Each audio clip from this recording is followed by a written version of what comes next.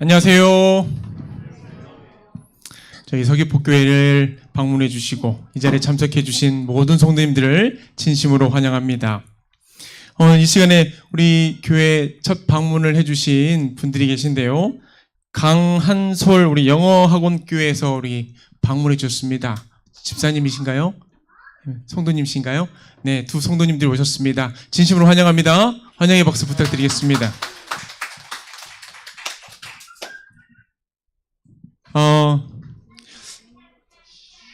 제가 여러분에게 한 가지 말씀을 먼저 드리도록 하겠습니다. 우리는 누구를 사랑하죠?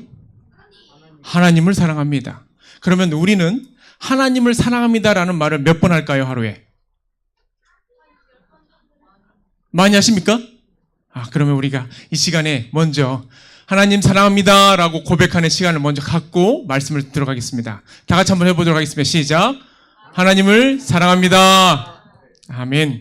하나님은 또 여러분을 진심으로 사랑하십니다. 이 안식일 하나님의 축복과 그 사랑을 풍만히 받는 귀한 시간 되도록 되기를 간절히 기도합니다. 이 시간에는 알곡과 가라지라는 제목으로 우리 성도님들과 함께 말씀을 나누려고 합니다. 일제시대 때 저기 수원에 제암리교회에서 실제로 있었던 실화 이야기입니다.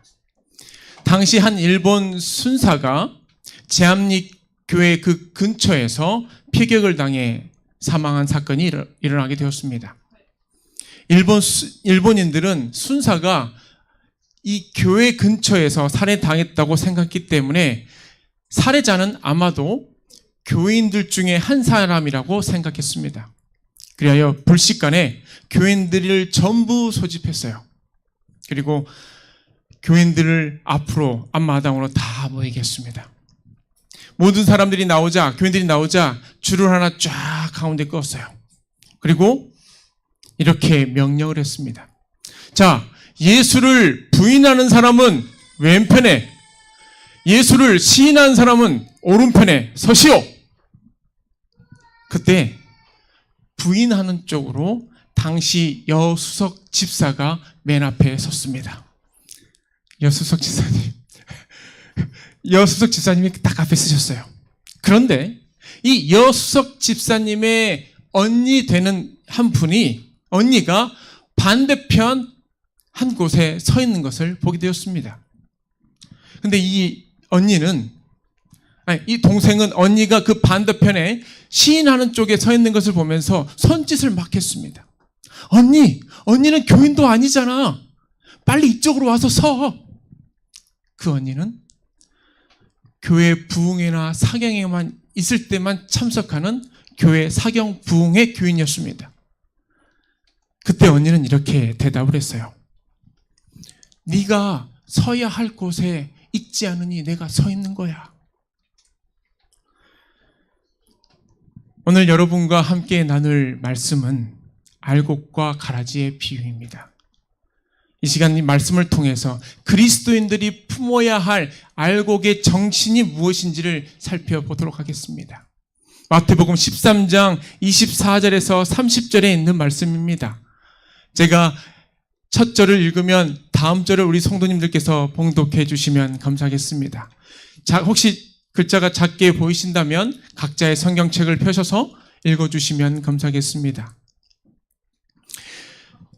예수께서 그들 앞에 또 비유를 들어 이르시되 천국은 좋은 씨를 제 밭에 뿌린 사람과 같으니 사람들이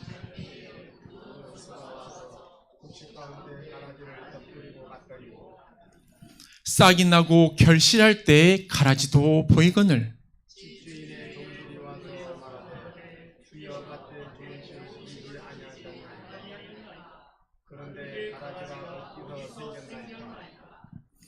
주인이 이르되 원수가 이렇게 하였구나. 종들이 말하되 그러면 우리가 가서 이것을 뽑기를 원하시나이까?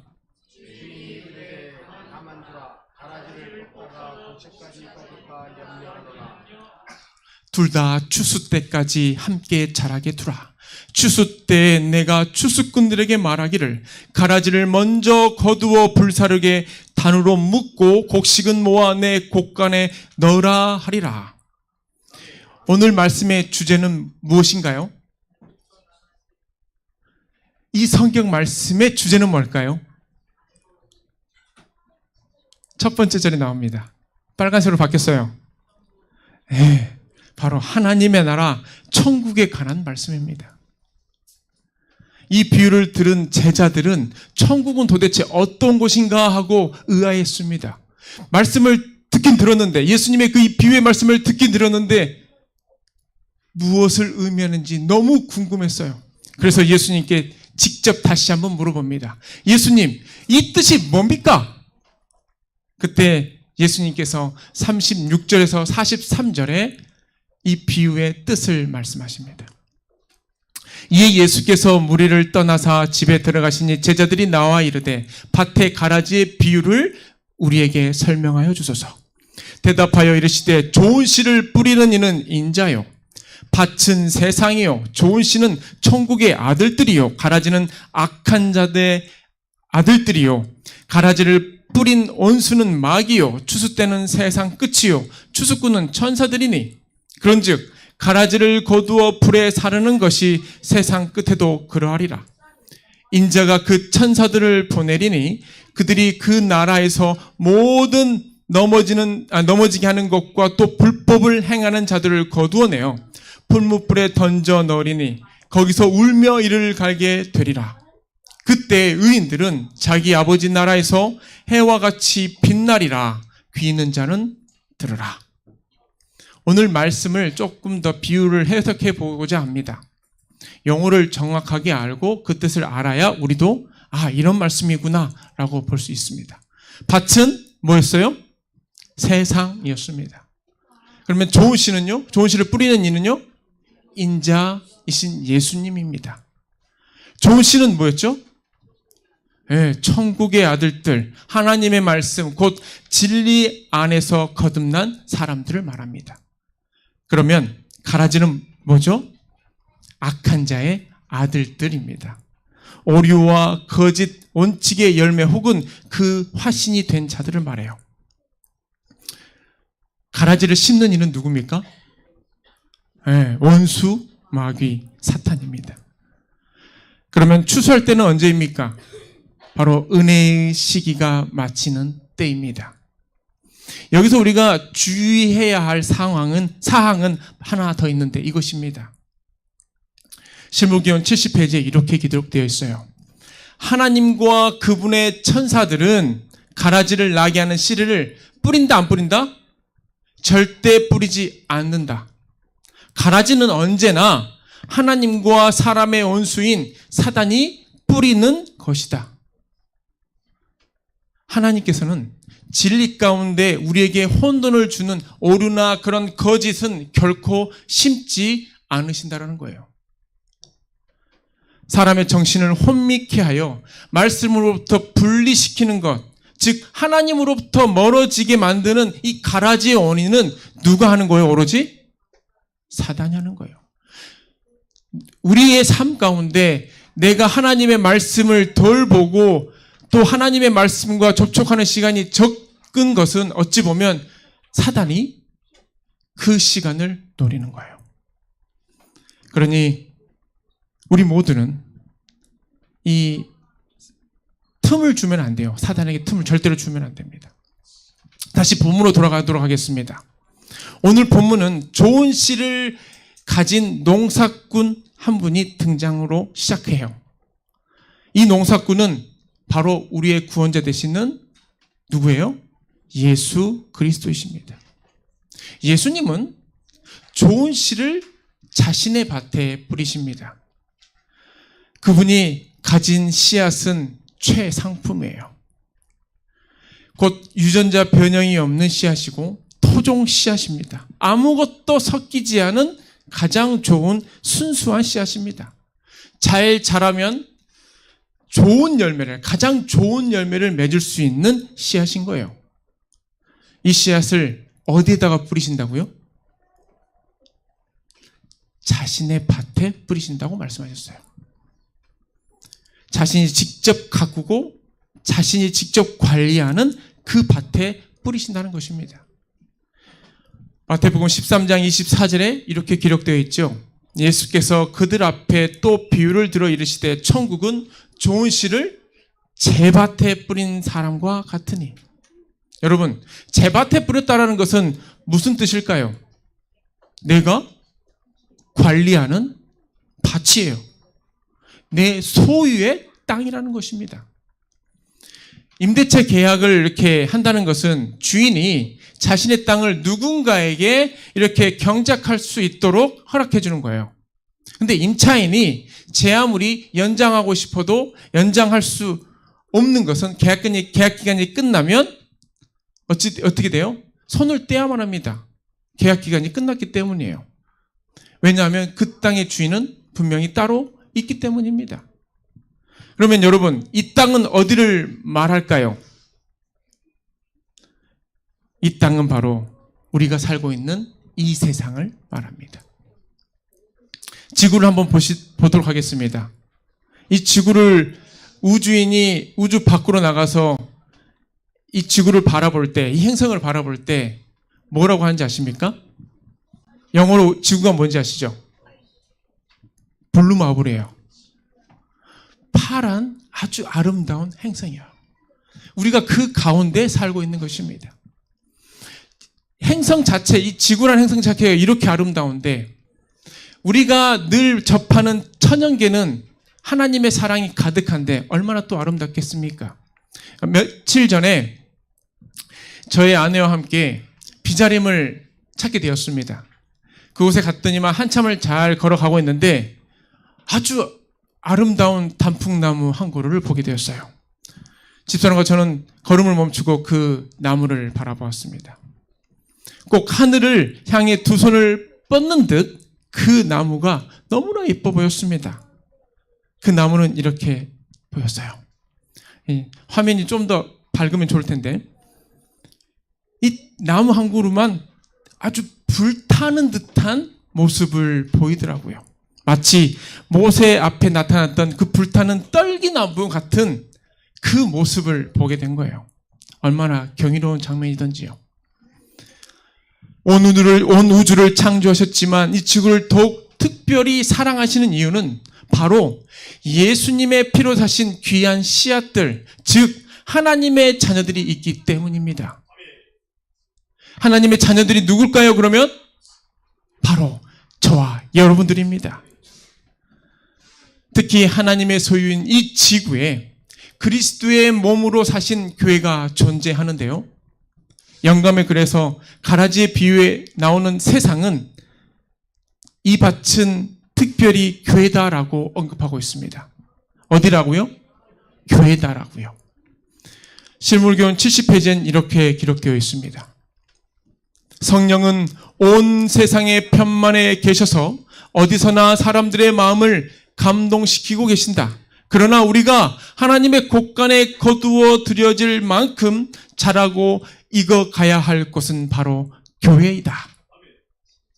성령은 어디에나 계시고 또 씨앗은 곳곳 이곳저곳 곳곳에 뿌려집니다. 그러나 하나님은 그 중에서도 아들 예수님의 몸된 피로 사신 성도들이 하나님의 이름을 부르고 기도하며 하나님을 찾는 이 교회에 더욱 큰 관심을 가지신다는 것입니다.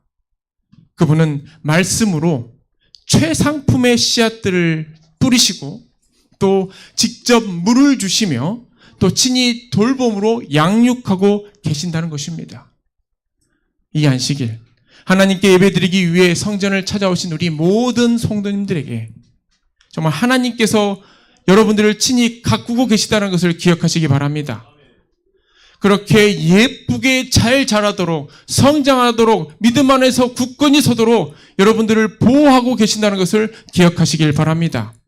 오늘 하나님께서 예비하시고 약속하신 이 안식일의 축복이 여러분 모두에게 풍성하고 차고 넘치도록 임하기를 간절히 소망합니다. 자, 그럼 이 귀한 밭에 무슨 일이 벌어지나요? 네, 사람들이 잘 때 온수가 와서 뭘 뿌려요? 가라지를 덧뿌리고 갑니다. 여러분, 가라지는 무엇을 말하죠? 밀과 함께 자라는 독초를 말합니다. 히브리어로 존인이라는 단어인데 이스라엘 백성들은 이 가라지를 이렇게 불렀어요. 독보리라고 불렀습니다. 가라지의 특성을 세 가지로 살펴보면 다음과 같습니다. 가라지는 가라지는 성장기가 밀과 겹칩니다. 싹의 이 모습이 밀이나 보리와 매우 흡사하여서 실제로는요, 이삭을 벨 때까지 식별하기가 어렵다고 해요. 우리가 피를 뽑아 보신 적 있으시죠? 네. 피를 뽑다가 뭘 뽑는다고 그래요? 네, 벼를 뽑을 때가 있습니다. 독보리는 두 번째로 먹을 수가 없습니다. 독보리 자체에는요, 독은 없지만 테무렌이라는 곰팡이 균이 기생하면 이 독보리가 오염되고 주변을 오염시킵니다. 그래서 독보리를 잘못 먹었을 경우 설사와 구토를 유발하게 된답니다. 잘못하면 사망에 이르기도 합니다. 세 번째, 독보리는 어디서든지 잘 자랍니다. 가라지는요, 공터나 또 길가나 옥토 등 뿌려만 치면 거기서 쑥쑥 자라고 잘 번식하는 식물입니다. 그렇다면 이 가라지의 영적 의미는 무엇일까요? 예수님은요, 이들을 원수 마귀의 아들들이라고 말씀하셨습니다. 즉 사람들을 의의 자리에서 이탈하게 하여 넘어지게 하는 자라는 것입니다. 그들은 불법과 부정을 거리낌 없이 행하는 자들입니다. 또한 좋은 씨가 자라지 못하도록 의심과 오류 그리고 거짓을 뿌리는 자들인 거예요. 이 가라지의 인생들의 특징을 살펴보면 다음과 같습니다. 첫 번째는요, 위장성입니다. 곡식과 가라지는 싹이 난 그 초기부터 결실을 거둘 때까지 이 사람들의 눈에 잘 분별되지 않습니다. 이와 마찬가지로 세상 끝이 올 때 악인들은 성도들과 잘 분간되지 않도록 위장되어 있다라는 겁니다. 두 번째로는요, 잠복성입니다. 이 독보리는 평상시에는 곡식과 마찬가지의 이 외형과 생장 과정을 보입니다. 그러나 일단 이 이삭이 패기 시작할 때부터 이 알곡과 확연한 차이를 드러냅니다. 즉 가라지들은 평소에는 잠잠히 잠복해 있다가 결정적인 그 순간이 오면 그 감추어진 마각을 드러내고 알곡에게 해를 끼친다는 거예요. 세 번째로는 해독성입니다. 가라지는 알곡뿐만 아니라 밭 전체에 심각한 정신적, 영적 피해를 준다는 거예요. 그렇다면 이렇게 위험천만하고 아무런 도움도 되지 않는 이 가라지를 이 세상에서 혹은 교회 안에서 어떻게 처리하는 것이 맞을까요? 성질이 급하면 가가지고 당장이라도 확 뽑아버리는 게 속 시원하겠지요. 답답한 마음이 들면 빨리 그 일을 해결하고 나서 마음 편하게 보내고 싶은 우리들의 심정입니다. 근데 예수님께서는 뭐라고 말씀하셨어요? 추수 때까지 그대로 두어라. 그리고 우리에게 인내하라. 내 자신을 돌아보라고 주문하십니다. 참 하나님의 그 마음과 우리의 마음은 많이 다른 것 같습니다. 그러기에 우리는 이 예수님의 말씀을 한 번 더 곱씹어 봐야 해요. 여러분은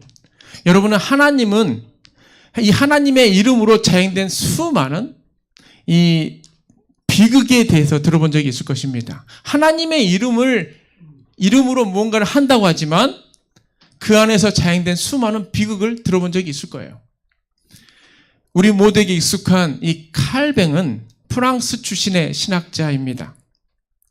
그는 제네바의 신국을 세운다는 그 명목하에 참 많은 사람을 죽였습니다. 어떤 사람은요, 고문이 무서워 거짓 자백을 강요받기도 했습니다. 칼뱅은 이 자신의 동료조차 신학적 이견 차이가 느껴졌을 때 그 사람을 죽이기도 했어요. 그렇게 하여 단기간에 제네바를 장악하고 바로 세운 것이 바로 하나님의 도시입니다.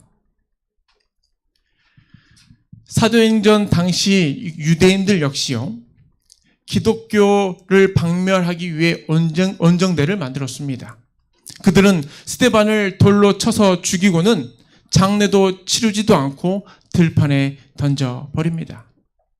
제자들은 또 어땠을까요? 예수님과 함께 2년, 3년이라는 긴 시간을 동고동락했던 제자들도 마찬가지였습니다. 수제자 요한은 자신들을 영접하지 않은 이 배은망덕한 이 사마리아인들을 전부 불태워 죽여버릴까요? 라고 예수님께 얘기했어요. 유감스럽게도 가라지를 처단하려는 이런 모든 시도들은 중세 로마 카톨릭 그 정신의 반복인 것입니다.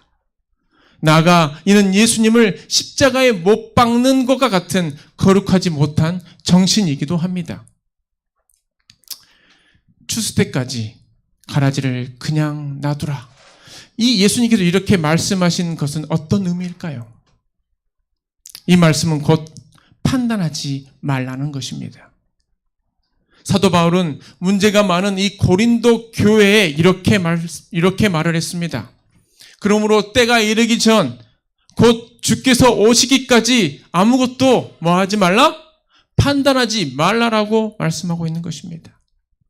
우리 스스로가 불완전하기 때문에 우리는 다른 사람에 대하여 호된 판단을 할 자격이 없습니다. 누군가를 비난하고 또 판단하는 것은 곧 우리 스스로를 하나님의 자리에 두는 것과 같은 것을 말하는 것입니다. 여러분, 심각한 허물이 있는 자에게 한마디 말을 하고 싶을 때가 있으십니까? 교회에도 잘 나오지 않고 쓸데없는 언행을 하는 듯 보이는 성도들을 바라보면서 속으로 여러분 어떤 생각들을 하고 계십니까? 정죄하지 말고 내버려 두시기 바랍니다. 우리가 정죄할 때 손가락질을 이렇게 하죠. 정작 우리가 손가락질을 할 때 그 사람을 향해서 우리는 한 손가락을 지적을 하지만 본인에게는 몇 개의 손가락이 다가옵니까? 3개의 손가락이 다가와요. 먼저 내가 어떠한 사람인지를 돌아보아야 한다는 것입니다. 이것이 바로 예수님의 방법입니다. 판단은 하나님께서 하십니다.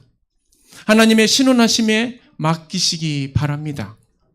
다른 사람의 품성과 동기에 대하여 난도질을 하고 조심성 없이 말하는 것을 입에 재갈을 물려서라도 삼가하시기 바랍니다. 하나님은 사단을 어떻게 처리하고 계십니까? 사단은 최악의 피조물이고 죄의 창시자입니다. 하나님은 그를 즉시로 멸망시키실 수도 있었지만 지금까지 그대로 두고 계십니다. 왜냐하면 하나님께서는 사단을 즉시 없애는 것보다 더 중요한 일들을 염두에 두고 계시기 때문이에요.